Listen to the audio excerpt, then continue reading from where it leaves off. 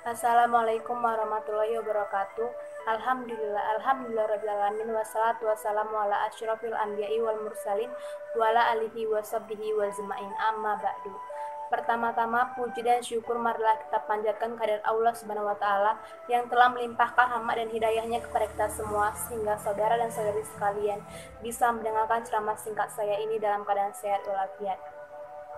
Salawat serta salam semoga tetap tercurahkan kepada Nabi Muhammad SAW beserta keluarganya, para sahabatnya, dan pengikutnya sampai hari akhir. Kepada Bapak dosen di Nurul Islami yang terhormat dan teman-teman yang saya sayangi dan saya banggakan, izinkanlah pada kesempatan yang singkat ini saya menyampaikan ceramah singkat saya kepada Anda semua itu tentang akhlakul karimah. Tahukah Anda apa yang dimaksud dengan akhlakul karimah? Menurut pengertian dalam bahasa, akhlak adalah tabiat, kebiasaan, atau perangai. Di dalam akhlak ada dua macam, yaitu ada akhlak mahmudah atau terpuji dan mazmumah atau tercela.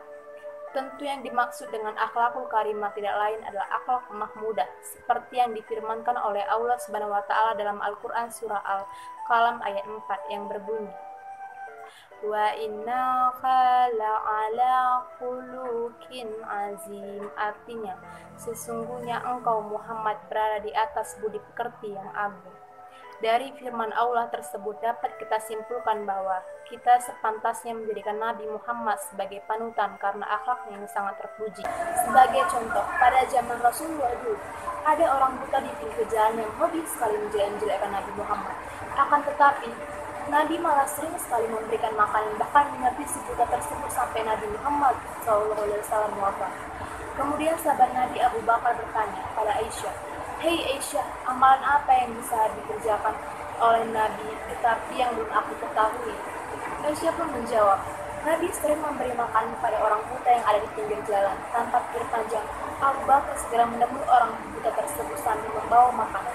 Abu Bakar juga menyiapkan makanan pada si buta tersebut, tapi si buta malah memuntahkannya. Dia berkata, "Apakah kamu orang yang biasa melihat itu?" "Tidak, aku adalah sahabat," jawab Abu Bakar. Ternyata teman-teman, sebelum Nabi menyiapkan makanan kepada si buta, Nabi mengunyah makanan tersebut lebih dahulu sehingga si buta tidak kesulitan menelannya. Masya Allah, begitulah kemurnian hati Rasul kita sehingga bisa membuat si buta kagum dan menyesali perbuatannya sehingga mau masuk Islam.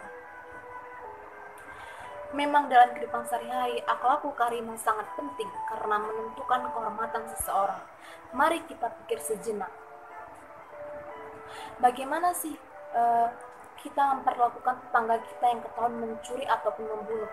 Saya yakin pasti mereka akan diasingkan. Juga banyak orang yang mengejek atau mungkin malah tidak ada yang mau berteman dengan orang tersebut karena sudah tidak respect dengan orang tersebut. Sehingga jika kita ingin dihargai maupun dihormati dalam pergaulan kita, kita harus bisa menjaga akhlak kita. Bukan hanya di dunia saja, bahkan di akhirat akhlakul karimah juga sangat penting.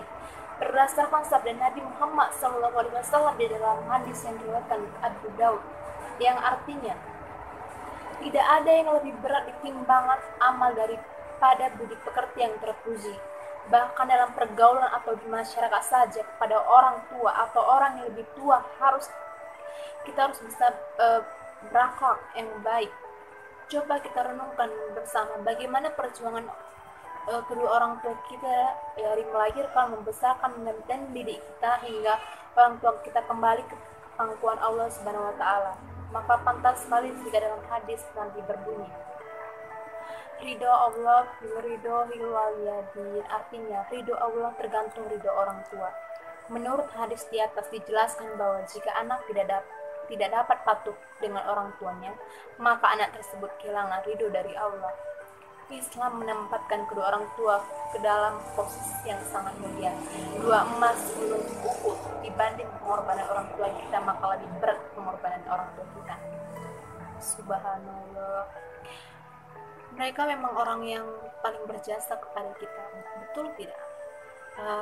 Maka sepantasnya kita harus berbakti kepada keduanya, melaksanakan perintah asal tidak menyimpang dari syariat, berbuat baik, berkata lembut, serta tidak menyakiti hati keduanya.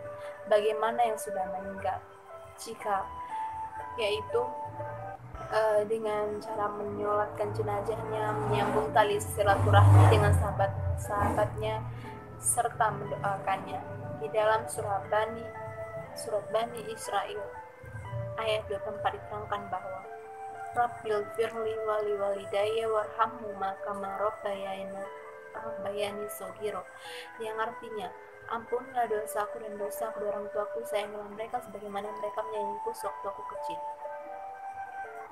Menurut ayat di atas diterangkan bahwa di akhirat nanti yang dapat menolong orang tua kita dari jurang neraka hanyalah doa dari anak yang soleh. Masya Allah. Semoga kita termasuk dalamnya. Allahumma amin. Demikianlah ceramah singkat yang bisa saya sampaikan. Semoga dari ceramah ini bisa menyadarkan hati kita untuk senantiasa menjaga akhlak kita, terutama kepada kedua orang tua kita. Amin ya rabbal alamin. Jika ada jarum yang patah, jangan disimpan di almari. Jika ada kata-kata yang salah, mohon dimaafkan sepenuh hati.